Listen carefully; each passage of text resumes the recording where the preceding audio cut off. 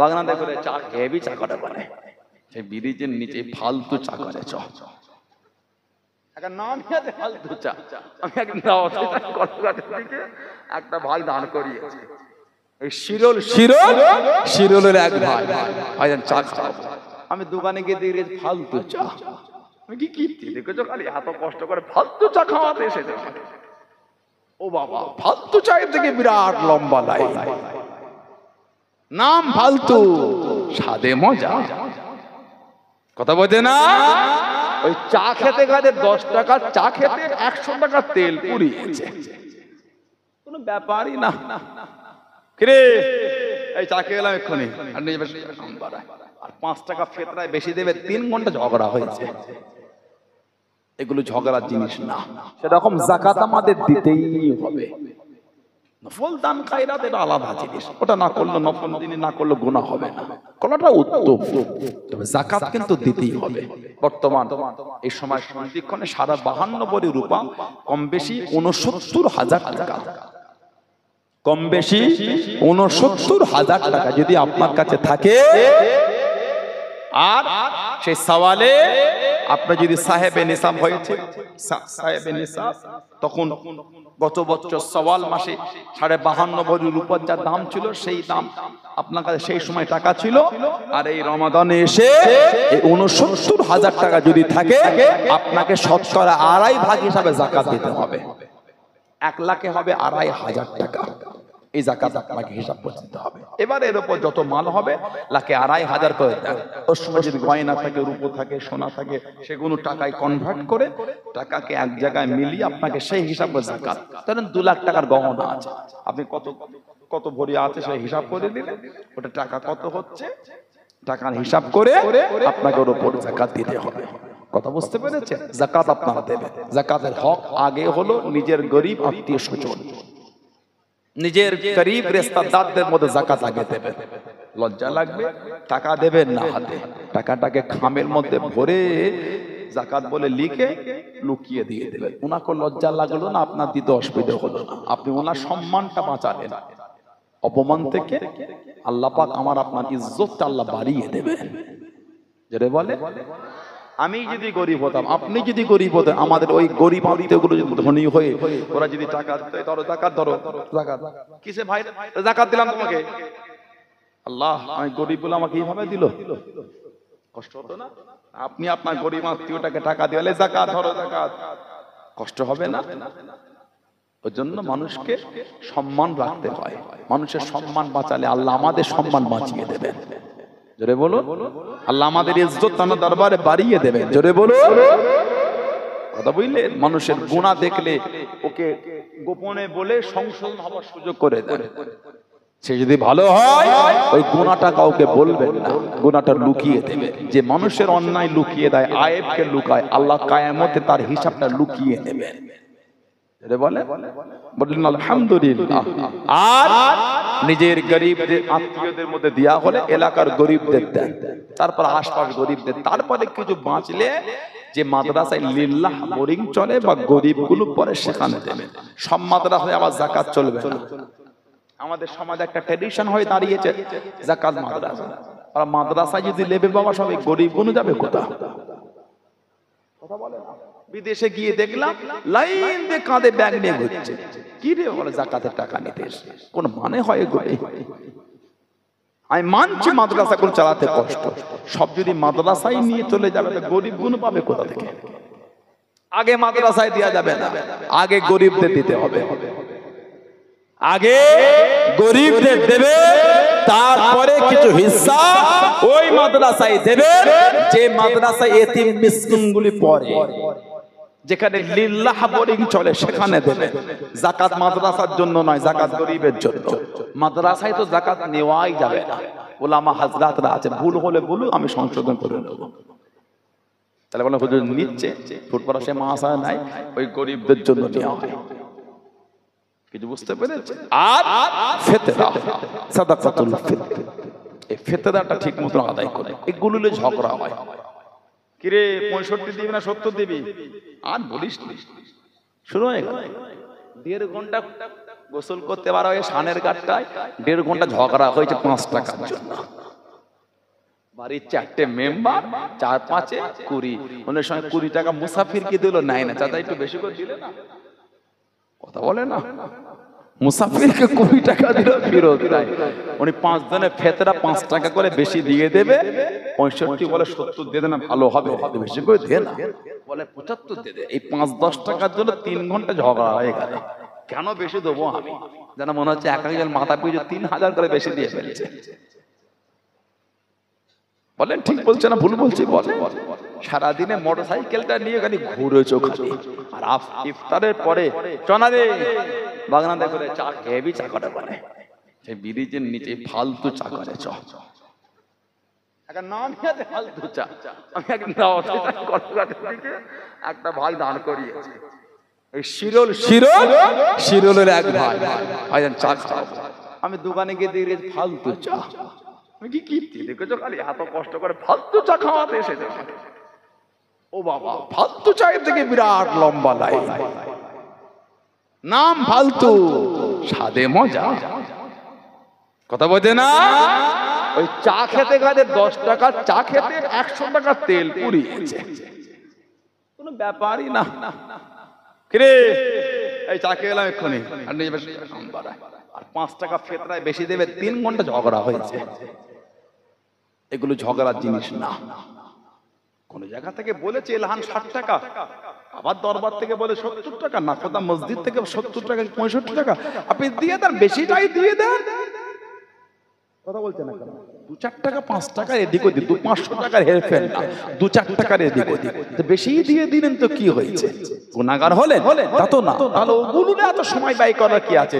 1.5 ঘন্টা হোটেলে ঝগড়া না করে 1.5 ঘন্টা ঘরে সুবহানাল্লাহ সুবহানাল্লাহ সুবহানাল্লাহ সুবহানাল্লাহ 1.5 ঘন্টা বসে বসে সূরা ফাতিহা শরীফটা 15 বার পড়েন না, একটা জানেন ওই একটাই পড়েন, কোরআন শরীফ খুলে আলহামদুলিল্লাহি রাব্বিল আলামিন আর রহমানির রহিম মালিকি ইয়াউমিদ্দিন দেখে দেখে ওটাই 15 বার পড়েন।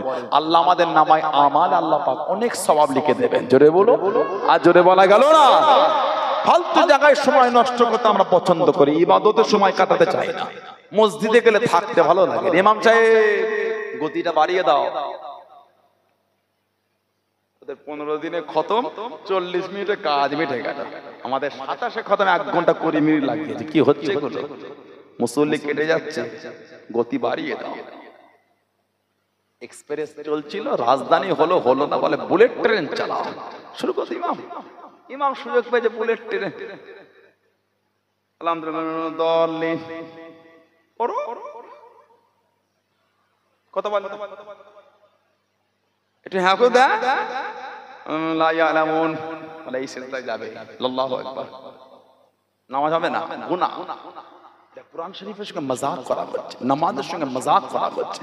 আল্লাহ পাক কুরআন শরীফে বলেছেন ওয়ারাতিল কুরআন তারতিলা, কুরআন শরীফ তারতিল সহ শুদ্ধ সহ করে তেলাওয়াত করতে হয়। বলুন সুবহানাল্লাহ।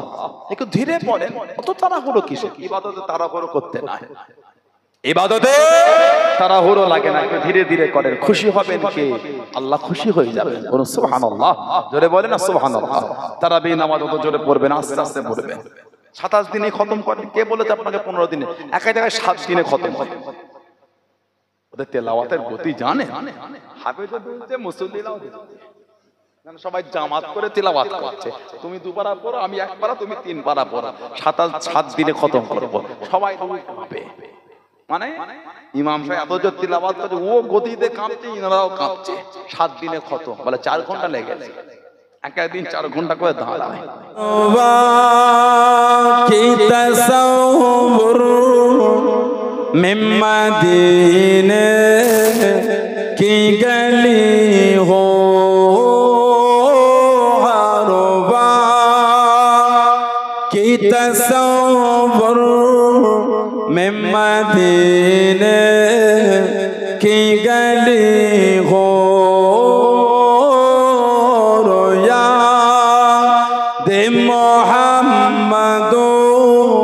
कि मेरे दिल में बसी हो रोया दे मोहम्मदो कि मेरे दिल में बसी हो।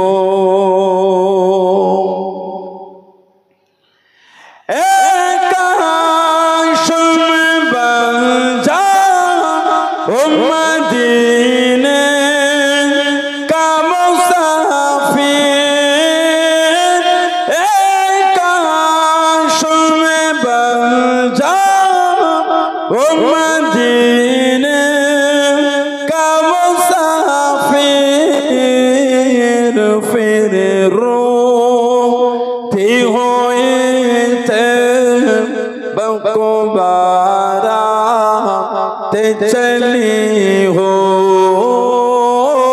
फिर रो थी होते बकुबारा ते चली हो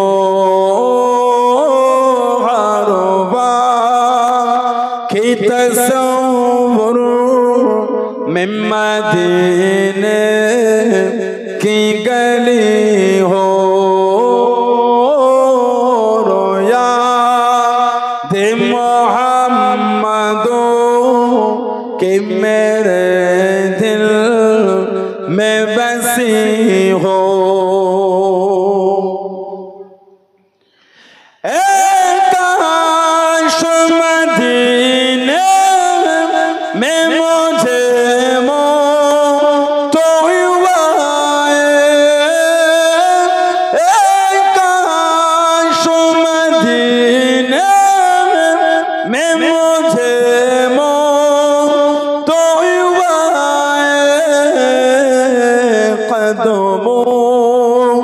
मैं तेरे सर ओ मेरे रूह हो चली हो कदमों मैं तेरे सर हो मेरे रूह हो चली हो हरबा की तस्वुर में मदीने की गली हो रोया दे मोहम्मदो कि मेरे दिल में बसी हो आका का गदा हो है जहन्नम तो भी सुन ले आका का गदा हो है जहन्नम तो भी सुन ले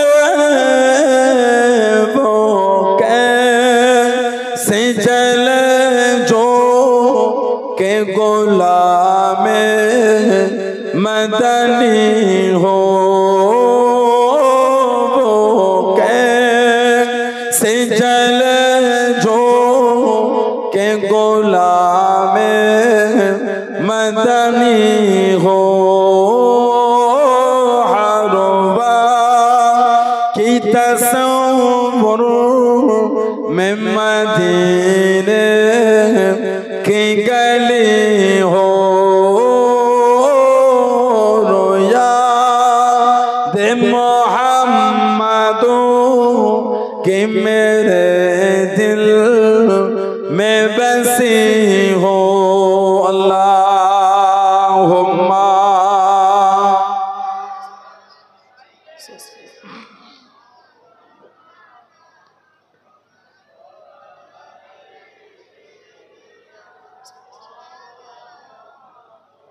আমার ভাইয়েরা বাপজানেরা ছেলেরা যুবকেরা মুরব্বীরা মায়েরা বোনেরা মেয়েরা মহিলারা ভালো হন শরীয়তের মধ্যে আসেন মনটাকে ভালো করেন কবরে যাবেন কবরে যাব কায়ামতে উঠবেন কায়ামতে উঠবো আল্লাহর সামনে কি মুখ দেখাবো মনটা ভালো করে মরে আমার আপনার হবেই হবে আপনাদের এই খর্দা আই মাদার পাড়ার 16 আনার কবরস্থানে গিয়ে দেখে সব আমাদের বংশের মুরব্বীগুলো কাতার দিয়ে ঘুমাচ্ছে কিছু কিছু কবরের কাছে গিয়ে দেখবেন কবরের বাঁশগুলি ভেঙে ভেঙে ভিতরে ঢুকে গিয়েছে একটু পানি হলো না মাগরিবের পরে এশার আগে এখন উকি মেরে গিয়ে কবরটায় লাইট মেরে এসে আমাকে বলে গিয়ে দেখবেন ভাঙা ভাঙা কবরগুলিতে তলায় পানি জমে আছে বা কাদা হয়ে আছে গিয়ে দেখে আসে ওই কবরটাই নিজের বাপকে শুইয়েছে মাকে দাদুকে দাদিকে নানাকে নানিকে ওই কবরেই নিজে হাতে করে রেখেছে গিয়ে দেখে সব কবরে পানি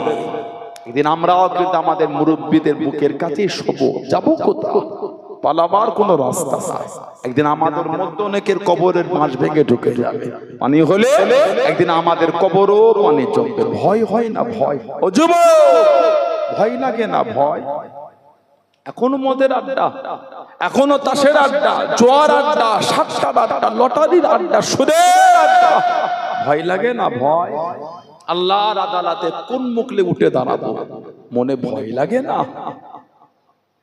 কদিন আগে দেখলাম এক জায়গায়, বেশ কয়েক মাস আগে জলসা করেছিলাম, ওই রাস্তাতে পাশ দিয়ে জলসা যাচ্ছিলাম, দেখলাম ওই মাঠের একটা কোণে বসে বসে তাস খেলছে। ওই মাঠে আমি জলসা করেছি। ভেবে দেখেন মানুষ কি হয়েছে, ভয় ভীতি ডর সব যেন উঠে গেছে। আল্লাহর আযাব গজব বলে কিছু যে আছে, আমার মনে হয় এগুলোর আর বিশ্বাস হতে চাই না। এগুলি কি বিশ্বাস করে এখনো দেখো শিখবে না।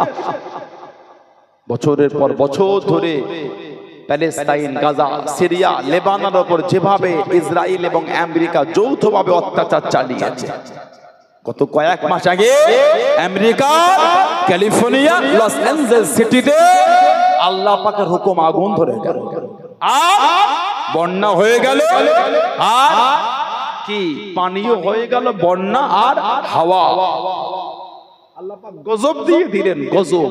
লস অ্যাঞ্জেলেস সিটি দাবালন হয়ে গেল, পুরো এলাকাটা তাবা বানিয়ে দিয়েছেন আল্লাহ। শয়ে শয়ে কোটি টাকার বালিগুলো সব ছাই হয়ে পড়ে আছে। ইন্নাল্লাহা আলা কুল্লি শাইইন কাদির। জোরে বলো। আর জোরে বলা গেল না? আল্লাহ ছাড় দেন, ছেড়ে দেন না। কিছু কিছু নেটে কিছু কিছু মাস্তানকে দেখা যাচ্ছে তরকাচ্ছে। 3টে কোরআন শরীফের ভিডিও নেটে ভাইরাল করে ভাবছে অনেক কিছু করে ফেলেছে। 3টে কোরআন শরীফের ছিঁড়া ভিডিও ছেড়ে ভাবছে অনেক কিছু করে ফেললাম।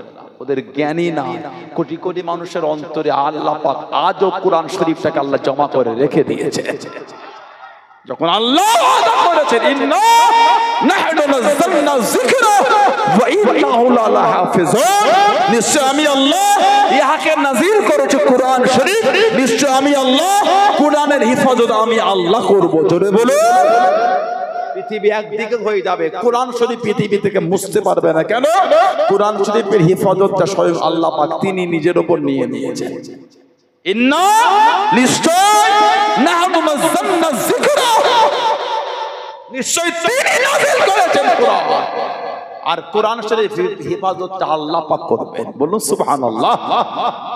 3টে মসজিদ ভেঙে ভাবছি ইসলামটা মিটিয়ে গেল। ইসলামটা মনে হয় মুছে গেল। আমাদের মনে তো কোনোদিন আসলো না অন্য সম্প্রদায় ধর্মীয় জায়গাগুলি ভেঙে দেবো। আশাটা উচিত না, আশাটা বলে কি উচিত না। এই চিন্তা আমাদের অন্তরে আসাটাও কি ঠিক না। কেন আসবে আমাদের অন্তরে? আমি আমার ইসলাম গেলে শান্তিতে আছি, অন্য অন্য ধর্ম পালন করবে। কে ভুল আর কে ঠিক সেই বিচারের দিন আল্লাহ পাক তিনি বিচার করবেন। রহমানুর রহিম, গফুরুর রহিম, সেদিন তার নাম হবে আল্লাহু ইয়া কাহার, সেদিন তিনি বিচার করবেন। কথা ঠিক না ভুল বললাম? আমার অন্তরে তো এলো না, তোমার অন্তর আমার মসজিদে কিছু ছোড়ার জন্য তোমার অন্তরে এত উৎফুল্ল হচ্ছে কেন? আমার মসজিদের একটা কোণকে বুলডোজার দিয়ে, জেসিবি মেশিন দিয়ে একটা কোণ কেটে নামিয়ে লেবার এত উৎসাহী যাচ্ছে কেন? না না, বিগত ইসলামকে চেপে রাখা যায় না, আজও যাবে না, কিয়ামত পর্যন্ত যাবে না। কেন? ইসলামের হিফাজত স্বয়ং আল্লাহ পাক তিনি নিজে করবেন। জোরে বলুন ইন্না দীনা ইনদাল্লাহিল ইসলাম। বলুন আলহামদুলিল্লাহ। জোরে বলুন আলহামদুলিল্লাহ। তুমি কি মিটাবে ইসলাম? কত দাদা মিটে গেল, ফেরাউন মিটে গেছে, সাদ্দাদ মিটে গেছে, নমরুদ মিটে গেছে, হামান মিটে গেছে, আবু জেহেল, আবু লাহাব, উতবা, শাইবা, শিবা সব তেল হয়ে গেছে। আজও ইসলামের ঝান্ডা গোটা পৃথিবীর মানচিত্রে আজও উড়ে যাচ্ছে। জোরে বলে। ওয়েস্টার্ন ইউরোপ কান্ট্রির বিভিন্ন দেশে মুহাম্মদ এই নামটা প্রিয় হয়ে উঠছে ধীরে ধীরে। সুবহানাল্লাহ বলেন। আপনি কি ইসলাম মিটাবেন? ইসলামের একটা সৌন্দর্য দেখে হাজার হাজার মানুষ ইসলামের ছায়াতলে চলে আসবে।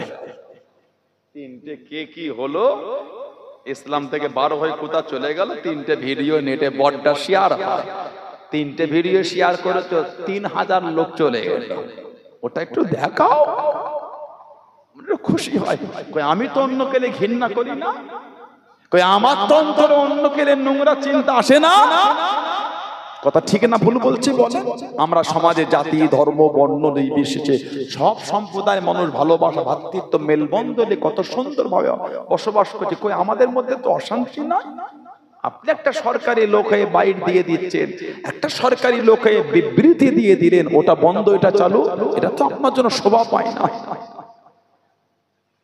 কালকে আমার ঈদের দিন আপনাদের কোনো প্রোগ্রাম করবে, আপনি বলবেন ঈদ হচ্ছে ওটা বন্ধ না। আমরা আশাবাদী না আমাদের ঈদের দিনে অন্য সম্প্রদায়ের কিছু পড়লে ওটা বন্ধ করতে হবে, এটা আমরা চাই না। সে তারটা পালন করবে, আমরা আমারটা পালন করব। কথা ঠিক না ভুল বলছি? আমাদের কুরবানির দিন কিছু পড়ে গেলে আপনি অন্যকে বলবেন তোমারটা বন্ধ করো, মুসলমানদের কুরবানির দিন না না, এটা আমরা আশাবাদী। আপনি করেন আপনারটা, আমরা আমারটা করব। কেন আমার ধর্মকে আপনার ভয় লাগবে? কেন আপনার ধর্মকে আমাকে ভয় লাগবে? আপনি আপনার মতন পালন করে, আমি আমার মতন পালন করব। কথা ঠিক না ভুল বলছি? এগুলো আমাদের মাথায় আসবে কেন? কে এই নোংরা চিন্তা ঢুকিয়ে দেয়?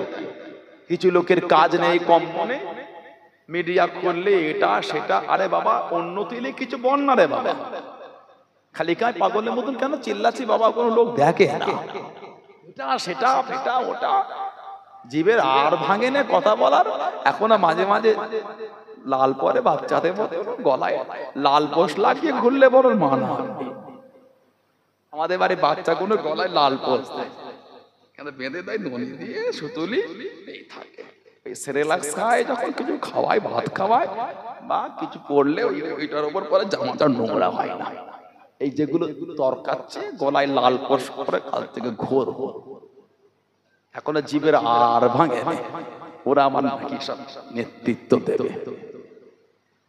কিছু শব্দ চয়ন হলে ইসলাম কেনে কেন রে বাবা? অত ইসলামের ওপর রাগ কেন? অত ইসলামের প্রতি বিদ্বেষ কেন? অত বিদ্বেষ করো না, অত হিংসা করো না। নিজের অজান্তে নিজেই কোনদিন ইসলামকে ভালোবেসে ফেলবে, নিজের অজান্তে নিজেই কোনদিন ইসলামকে প্রেম করে ফেলবে। জোরে বলেন আল্লাহুম্মা আমিন, জোরে বলেন আল্লাহুম্মা আমিন, জোরে বলেন আল্লাহুম্মা। অত হিংসা ইসলামকে করো না। আমার তো মনে তোমাকে নিয়ে হিংসা হয় না, আমার তো মনে তোমাকে নিয়ে নোংরা কথা আলোচনা হয় না, ঠিক না ভুল? তুমি আমাকে এত নোংরামি করছো কেন? আল্লাহ ফিতনা থেকে আমাদের দূরে রাখেন। আল্লাহ পাক এই বাংলায় এই ভারতে জাতি ধর্ম বর্ণ নির্বিশেষে সমস্ত সম্প্রদায় মানুষকে আল্লাহ মেলবন্ধন ভ্রাতৃত্ব ভালোবাসার সাথে কাঁধে কাঁধ মিলিয়ে আল্লাহ চলো তৌফিক দান। নোংরা লোকেদের হাত থেকে আল্লাহ আমাদের হেফাজত করে, বলুন আমিন। জোরে বলেন আমিন, জোরে বলেন আল্লাহুম্মা। আমার ভাইয়েরা বাপজানেরা মরে আমার আপনার হবেই হবে। সারা জীবন লোকের লাশটা কাফন দিয়ে জড়িয়ে কবরে রেখেছে, একদিন আমাদের লাশ লোকে কাফন দিয়ে জড়িয়ে কবরে না পাবে। সারা জীবন লোকের কবরে মাটি দিয়েছি, একদিন লোক আমাদের কবরে মাটি দেবে। কবরে মাটি দেন না আপনারা? কি বলে দেন? মিনহা খালাকনাকুম ওয়া ফিহা নুঈদুকুম ওয়া মিনহা নুখরিজুকুম তারাতান উখরা। এটা কোরআন শরীফ সূরা তাহা 55 নম্বর আয়াত। ইদানি কিছু কিছু যুবক ছেলে কাদের সব ভিডিও দেখে বলে এগুলো বলে মাটি দেওয়া যাবে না, বিসমিল্লাহ বলে দিয়ে দাও। আপনি বিসমিল্লাহ বলে দিয়ে খুশি যে তা দেন, আপনি বিসমিল্লাহ বলে দিয়ে খুশি তা দেন। আমি তো আপনাকে মানা করি, আমি মিনহা খালাকনাকুম বলে আপনার কষ্ট হচ্ছে কেন? দলিল আছে না আছে বিসমিল্লাহ বলে সেটা পরে আলোচনা হবে, দিয়ে খুশি যে তা দিয়ে দেন। আমি তো উম্মতের মধ্যে ফিতনা চাই না। আমি তো আপনাকে দুটো নোংরা শব্দ বললাম না, আমরা মিনহা খালাকনাকুম বলে দিলাম, আপনি আমাকে তিনটে নোংরা শব্দ দ্বারা আক্রমণ কেন করলেন? এরা দ্বারা ভালোবাসা হয় না।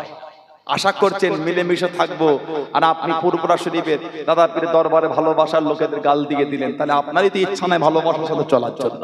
আমি তো আপনাকে গালি দিই না, আপনি বিসমিল্লাহ বলে দেবেন, দিয়ে দেন।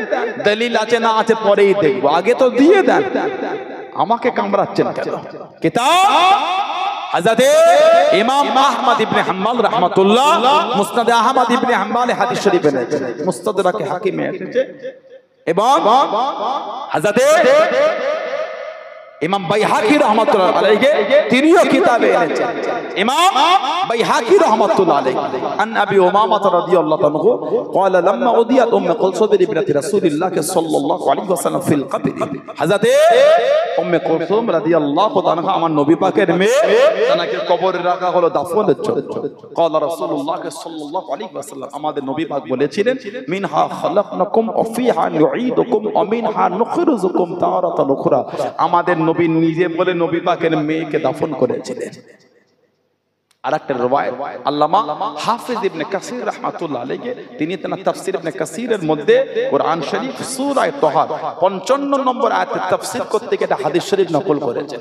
ফির হাদিসিল্লাযী ফিস সুনান, সুনানের কিতাবে যিকির হয়েছে আন্না রাসূলুল্লাহ সাল্লাল্লাহু আলাইহি ওয়াসাল্লাম হাদরা জানাজা, নবী পাক একটা জানাজায় হাজির হলেন। ফালাম্মা দুফিনাল মাইয়িত, যখন মাইয়িতকে দাফন করা হচ্ছে, আখাযা কাবতাতান মিনাত তুরাব, আল্লাহ নবী এক মোটা মাটি উঠালেন। ফাআলকাহা ফিল কবরি, ওই মাটিটা নবী পাক কবরের মধ্যে দিয়ে দিলেন। হুম্মা অতঃপর ক্বালা, আমাদের নবী বললেন মিনহা খালাকনাকুম, হুম্মা অতঃপর আখাদা, নবী পাক আরেক মোটা মাটি উঠালেন। ক্বালা, আমাদের নবী আবারও বললেন অফিহা নুঈদুকুম, হুম্মা অতঃপর আখাদা উখরা, নবী পাক আরেক মোটা মাটি নিলেন।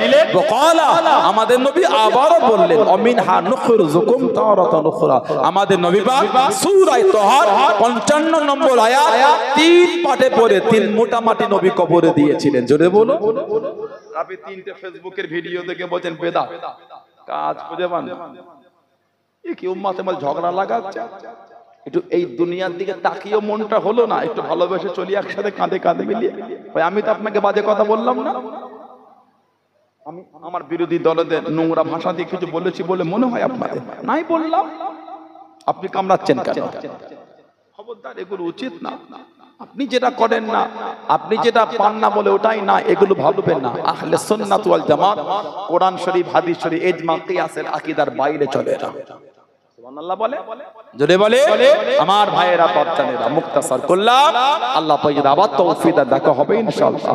মহব্বত, ভালোবাসা, সম্পর্কটাকে ঠিক রাখবেন। 127তম মাহফিল হয়ে গেল চৈত্র মাসে প্রথম রবিবার।